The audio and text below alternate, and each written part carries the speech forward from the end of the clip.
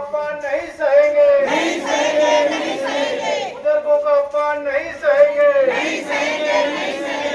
इंकलाब जिंदाबाद, इंकलाब जिंदाबाद। रामगढ़ भगवानपुर में 200 बेड का हॉस्पिटल तुरंत बनाओ, 200 बेड का हॉस्पिटल तुरंत बनाओ। इंकलाब जिंदाबाद, वादा खिलाफी नहीं चलेगी, वादा खिलाफी नहीं चलेगी। इंकलाब जिंदाबाद। एनएच 71 का रामगढ़ भगवानपुर में हॉस्पिटल बढ़ाना होगा। रामगढ़ भगवानपुर में एनएच 71 के पास हॉस्पिटल बढ़ाना होगा। अपना वादा पूरा करो,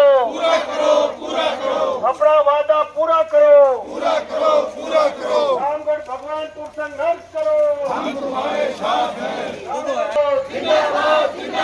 वादा खिलाफी नहीं चलेगी, वादा खिलाफी नहीं चलेगी।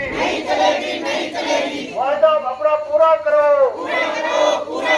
वादा अपना पूरा करो। चलो आगे चलो, सब उसके पास रख सके। इंकलाब जिंदाबाद, वादा खिलाफी नहीं चलेगी, वादा खिलाफी नहीं चलेगी, वादा खिलाफी नहीं चलेगी।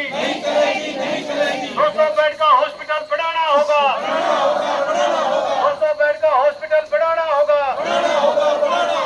इंकलाब जिंदाबाद, इंकलाब जिंदाबाद, मातृशक्ति जिंदाबाद। मेरा नाम सुमन है, मैं गांव सुनारिया की हूँ और हमने कैंडल मार्च निकाला रामगढ़ भगवानपुर के समर्थन में, क्योंकि वहाँ पे 200 बेड का हॉस्पिटल बनना है। वो ना इंद्रजीत जी ने नहीं बनाने का वादा करके लोगों को ज़्यादा परेशान कर रखा है, इसलिए ज़्यादा हम सभी गांव के समर्थन दे रहे हैं। सुनारिया, ततारपुर, सूरजपुरा सभी गांव के लोग समर्थन में, और आज सुनारिया में कैंडल मार्च था। इसी तरह हम हर गांव में कैंडल मार्च निकाल रहे हैं और हमारा ये समर्थन जारी रहेगा जब तक नहीं बनेगी, जब तक ये संघर्ष हमारा जारी रहेगा।